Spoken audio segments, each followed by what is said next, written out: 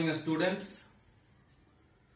मैं रजनीश कुमार, सहायक प्राचार्य राजनीतिक विज्ञान विभाग, जमुनीलाल महाविद्यालय हाजीपुर वैशाली, आप सभी का इस ऑनलाइन लेक्चर में स्वागत करता हूं। छात्रों, आज हम लोग मंत्री परिषद के बारे में परिचर्चा करेंगे। मंत्री परिषद के गठन के बारे में चर्चा करेंगे। मंत्री परिषद और कैबिनेट के बीच जो अंतर है उसकी चर्चा करेंगे। मंत्री परिषद के कार्यों की चर्चा करेंगे और इसके इतिहास की भी चर्चा करेंगे कि आखिर मंत्री परिषद का जो विकास है या मंत्री परिषद के जो कार्य हैं उसकी शुरुआत कब से चली आ रही है राजनीति में, उसका भी हम एक विशद अध्ययन करेंगे। जैसा कि आप लोगों ने पढ़ा है कि सरकार के कार्यों के संचालन के लिए 3 अंग होते हैं: कार्यपालिका, विधायिका और न्यायपालिका। भारत में संसदीय शासन प्रणाली अपनाई गई है जिसमें विधायिका के द्वारा ही कार्यपालिका का निर्माण होता है और चूंकि कार्यपालिका कानून को क्रियान्वित करती है तो शासन के संचालन में जो एग्जीक्यूटिव है, जो कार्यपालिका है, उसका महत्वपूर्ण योगदान हो जाता है। हमारे यहां यानी भारत देश में जो संसदीय शासन प्रणाली है, उस संसदीय शासन प्रणाली में उत्तरदायित्व के सिद्धांत का पालन किया जाता है, अर्थात जो कार्यपालिका है वह उत्तरदायी है जनता के प्रति। जनता के प्रति वह प्रत्यक्ष रूप से उत्तरदायी न होके बल्कि जो जनता के द्वारा चुने हुए प्रतिनिधि का जो सदन है यानी कि लोकसभा, उस लोकसभा के प्रति उत्तरदायी होता है। साथ ही साथ जो संसदीय शासन प्रणाली की एक और प्रमुख विशेषता है कि हमारे यहां कार्यपालिका जो है वह 2 होता है, एक संवैधानिक प्रधान और दूसरा जो है वह होता है वास्तविक प्रधान। भारत में जो राष्ट्रपति हैं वो कार्यपालिका के संवैधानिक प्रधान होते हैं, जबकि प्रधानमंत्री और जो मंत्री परिषद है वह कार्यपालिका का वास्तविक प्रधान होता है। तो हम पहले मंत्री परिषद की संरचना को समझे कि मंत्री परिषद में आखिर कौन कौन लोग शामिल होते हैं, मंत्री परिषद की बात कहां से हुई, किस अनुच्छेदों में इसकी चर्चा है। तो मंत्री परिषद को जानने से पहले हम थोड़ा इस सरकार को समझे कि सरकार के 3 अंग है: एग्जीक्यूटिव, लेजिस्लेटिव एंड जुडिशियरी। यह जो एग्जीक्यूटिव है वह कानून को क्रियान्वित करती है, टू एग्जीक्यूट द लॉ। विधायिका जो है कानून का निर्माण करती है, टू मेक अ लॉ। और जो न्यायपालिका है वह कानून की व्याख्या करती है, इंटरप्रेट करता है। इस कार्यपालिका के तहत जो हम लोग पढ़ते हैं उसमें हम लोग पढ़ते हैं प्रेसिडेंट के बारे में, राष्ट्रपति के बारे में, प्राइम मिनिस्टर के बारे में और प्राइम मिनिस्टर के साथ ही मंत्री परिषद यानी काउंसिल ऑफ मिनिस्टर की चर्चा करते हैं। जैसा कि मैंने आपको बतलाया कि कार्यपालिका संसदीय शासन प्रणाली में कार्यपालिका के 2 प्रधान होते हैं, एक संवैधानिक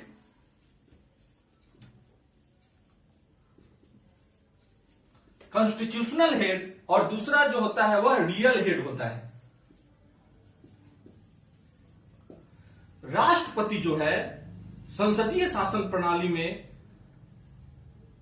सरकार का प्रधान होता है, हेड ऑफ द स्टेट माना जाता है, राज्य का प्रधान माना जाता है। जबकि संसदीय शासन प्रणाली में जो प्रधानमंत्री और मंत्री परिषद है वह हेड ऑफ द गवर्नमेंट माना जाता है। इसके इतर जो अध्यक्षात्मक शासन प्रणाली होती है, जैसे अमेरिका की जो अध्यक्षात्मक शासन प्रणाली है, उसमें जो राष्ट्रपति है वही संवैधानिक प्रधान और वास्तविक प्रधान दोनों होता है। अमेरिकी राष्ट्रपति हेड ऑफ द स्टेट भी होता है और हेड ऑफ द गवर्नमेंट भी होता है, जबकि भारत में राष्ट्रपति जो है वह केवल हेड ऑफ द स्टेट है, जबकि हेड ऑफ द गवर्नमेंट जो है वह किसे कहा जाता है? प्रधानमंत्री को। भारतीय संविधान के अनुच्छेद 53 आर्टिकल 53 में यह चर्चा की गई है कि कार्यपालिका जो केंद्रीय कार्यपालिका है उसका प्रधान राष्ट्रपति होगा, लेकिन साथ ही साथ आर्टिकल 74 अनुच्छेद 74 में यह वर्णन किया गया है कि राष्ट्रपति जो है उसके कार्यों को करने के लिए एक मंत्रिपरिषद होगा जिसका प्रधान प्रधानमंत्री होगा, और राष्ट्रपति इसी प्रधानमंत्री और मंत्रिपरिषद की सलाह पर अपने सारे कार्यों का निर्वाह करेंगे। तो यह जो अनुच्छेद 74 है वह कहीं ना कहीं राष्ट्रपति को केवल संवैधानिक प्रधान बनाता है, जबकि वास्तविक प्रधान कौन है? प्रधानमंत्री और मंत्रिपरिषद। अब इस काउंसिल ऑफ मिनिस्टर के बारे में चर्चा करें तो काउंसिल ऑफ मिनिस्टर जिसका हेड प्रधानमंत्री होता है, और यही जो काउंसिल ऑफ मिनिस्टर है वह राष्ट्रपति को सलाह देता है, जिसके आधार पर राष्ट्रपति जो है वह कार्यों का संपादन करते हैं। इस काउंसिल ऑफ मिनिस्टर में 3 तरह के मंत्री पाए जाते हैं। पहला होता है कैबिनेट मंत्री, दूसरा राज्य मंत्री और तीसरा उप मंत्री। मंत्रिपरिषद का जो सबसे महत्वपूर्ण जो भाग है वह है कैबिनेट मंत्री। यह इसकी एक छोटी समिति होती है जिसमें प्रमुख व्यक्तियों का, प्रमुख मंत्रियों का एक छोटा ग्रुप होता है जो प्रधानमंत्री के साथ मिलकर शासन के संचालन का कार्य करता है। यह नीति निर्धारण का भी कार्य कैबिनेट ही करता है। इस कारण मंत्रिपरिषद में कैबिनेट की जो भूमिका है वह काफी महत्वपूर्ण है। कैबिनेट को सहायता प्रदान करने के लिए राज्य मंत्री का प्रावधान किया गया है, जो कैबिनेट मंत्री को या कैबिनेट मंत्री के कार्यों में सहायता प्रदान करता है और अपने कार्यों और शासन के सफल संचालन में महत्वपूर्ण भूमिका निभाता है। उसके बाद जो तीसरा ग्रुप है वह होता है उप मंत्री जो हैं वो कैबिनेट मिनिस्टर और जो स्टेट मिनिस्टर हैं उनको सहायता प्रदान करता है, उनके कार्यों में मदद करता है। यह जो कैबिनेट मिनिस्टर जो होंगे, जो भी कैबिनेट मंत्री होते हैं, वह अपने मंत्रालय के प्रमुख होते हैं और एक कैबिनेट मंत्री कई विभागों का वह मंत्री होता है। इस राज्य मंत्री के अंतर्गत एक और पद आता है स्वतंत्र प्रभार का मंत्री, जिनको कोई मंत्रालय नहीं, निर्धारित मंत्रालय नहीं सौंपा जाता है, बल्कि वह स्वतंत्र होते हैं। जहां जिसकी जरूरत पड़ती है उस मंत्रालय के अंतर्गत वह कार्य करते हैं और शासन के संचालन में महत्वपूर्ण भूमिका निभाते हैं। यह जो 3 तरह के जो मंत्री हैं, इन तीनों मंत्रियों को हम लोग बोलते हैं मंत्रिपरिषद। और यही मंत्रिपरिषद साथ में जो प्रधानमंत्री हैं वो मिलकर शासन का संचालन करते हैं। किसको मदद करते हैं? राष्ट्रपति को। तो स्पष्ट आप यही समझ लें कि मंत्रिपरिषद जो काउंसिल ऑफ मिनिस्टर है, उस काउंसिल ऑफ मिनिस्टर में प्रधानमंत्री, कैबिनेट मंत्री, राज्य मंत्री और उप मंत्री सभी लोग इसमें समाहित हो जाते हैं। जो काउंसिल ऑफ मिनिस्टर है, जो मंत्रिपरिषद है, उसका आकार बड़ा है। कैबिनेट जो है वो उसका एक भाग है। मंत्रिपरिषद के कार्य जो है या मंत्रिपरिषद का जो आकार है वो बृहत है और उस मंत्रिपरिषद में सभी प्रकार के मंत्री समाहित हो जाते हैं, चाहे वह प्रधानमंत्री हो, कैबिनेट मंत्री हो, राज्य मंत्री हो और उप मंत्री हो। मंत्रिपरिषद के अंतर्गत जितने कैबिनेट मंत्री होंगे वह मंत्रिपरिषद के सदस्य होंगे, लेकिन जरूरी नहीं है कि जो कैबिनेट मंत्री है या जो कैबिनेट मंत्री मंत्रिपरिषद के सदस्य होते हैं, लेकिन अन्य मंत्री यह जरूरी नहीं है कि वह कैबिनेट का सदस्य हो। जैसा कि मैंने आपको स्पष्ट ही पहले बता दिया है कि कैबिनेट मंत्री मंत्रिपरिषद का एक छोटा समिति होता है जो प्रधानमंत्री के काफी नजदीकी लोगों का एक समूह होता है और प्रधानमंत्री के कार्यों में या देश के शासन के संचालन में यह महत्वपूर्ण भूमिका निभाता है। तो यह हुआ मंत्रिपरिषद और कैबिनेट के बीच में जो अंतर है कि मंत्रिपरिषद का भाग है कैबिनेट। सारे कैबिनेट मंत्री मंत्रिपरिषद के सदस्य होंगे, लेकिन जरूरी नहीं है कि जो कैबिनेट मंत्री होगा वह उसमें अन्य मंत्रालय भी उसमें समाहित होंगे।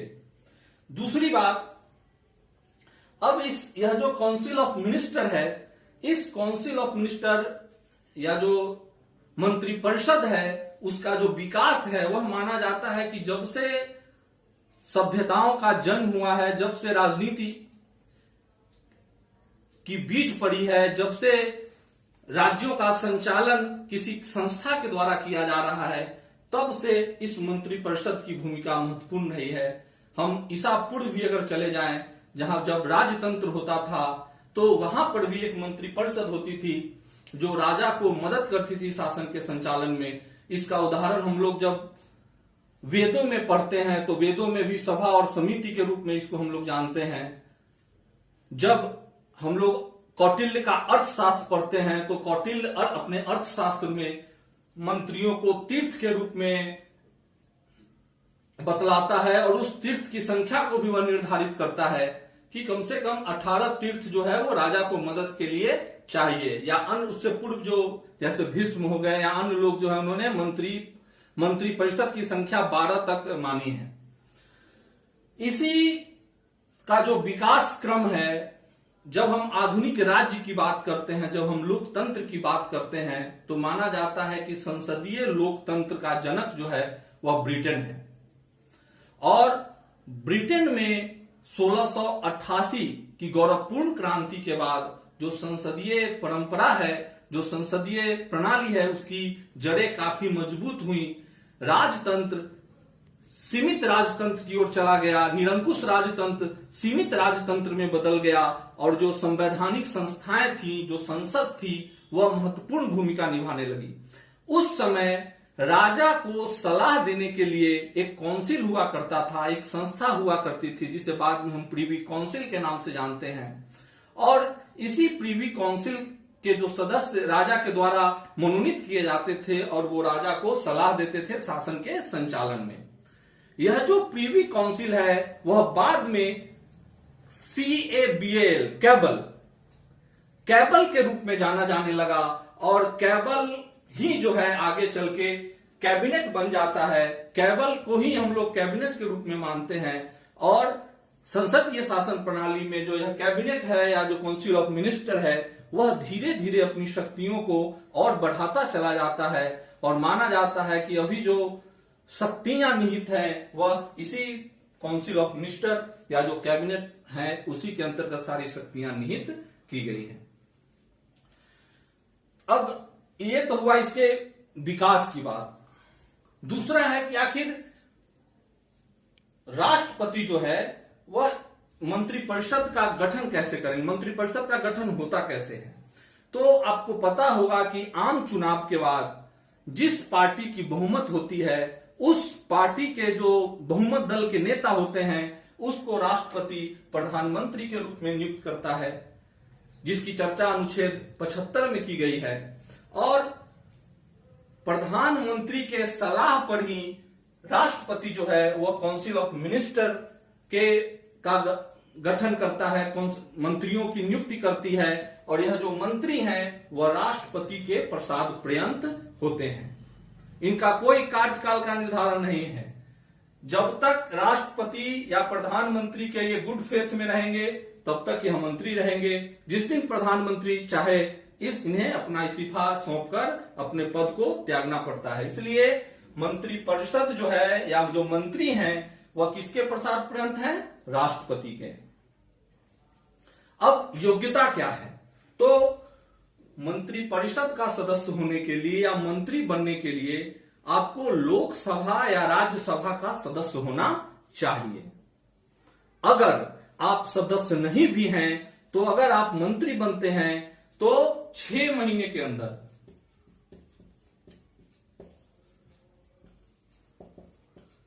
6 महीने के अंदर आपको लोकसभा या राज्यसभा की सदस्यता ग्रहण करनी होगी, नहीं तो आपको फिर इस्तीफा देकर पुनः चुनाव के लिए जाना पड़ेगा। यानी आप अगर सदस्य नहीं भी हैं तो 6 महीने के अंदर आपको सदन का सदस्य बनना पड़ेगा।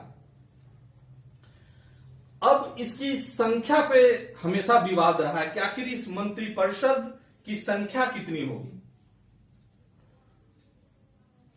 आपने एक शब्द सुना होगा जंबो कैबिनेट या जंबो काउंसिल ऑफ मिनिस्टर, यानी जब गठबंधन या दल बदल के कारण जब सरकारें अस्थिर हो गई तो सरकार को स्थायित्व प्रदान करने के लिए बड़ा मंत्रिमंडल या मंत्रिपरिषद का गठन किया जाता था, जिसमें 100 150 मंत्री हुआ करते थे और सरकार के पैसे का जो है काफी दुरुपयोग होता था।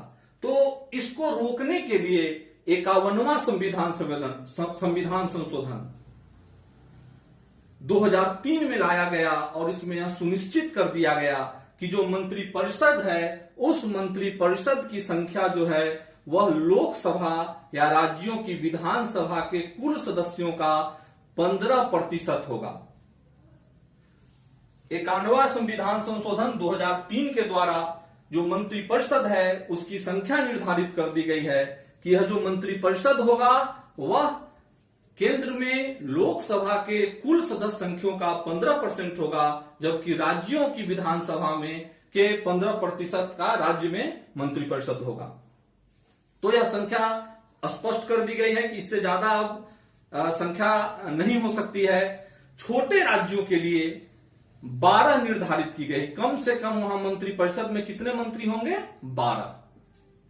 अब यहीं पर हम एक चीज और समझ लें, एक टर्म आता है शैडो कैबिनेट, छाया मंत्रिमंडल। छाया मंत्रिमंडल ब्रिटेन के संविधान की प्रमुख विशेषता है। जैसे ब्रिटेन के जो मंत्रिपरिषद होती है उस मंत्रिपरिषद के विपरीत में जो विपक्षी दल होते हैं वह विकल्प के रूप में भी एक मंत्रिमंडल का गठन करते हैं, जिसे हम लोग क्या बोलते हैं? शैडो कैबिनेट, छाया मंत्रिमंडल। विपक्ष में भी प्रधानमंत्री होता है या जो अन्य मंत्री होते हैं वह सारे विभाग के कार्यों को बहुत बारीकी रूप से उस पर निरीक्षण करते हैं और हमेशा एक विकल्प तैयार रखते हैं कि अगर सरकार में किसी प्रकार की कोई आपात स्थिति आएगी तो यह जो शैडो कैबिनेट है यानी जो विपक्षी दलों का जो कैबिनेट है वह शासन के संचालन में मदद करेगा।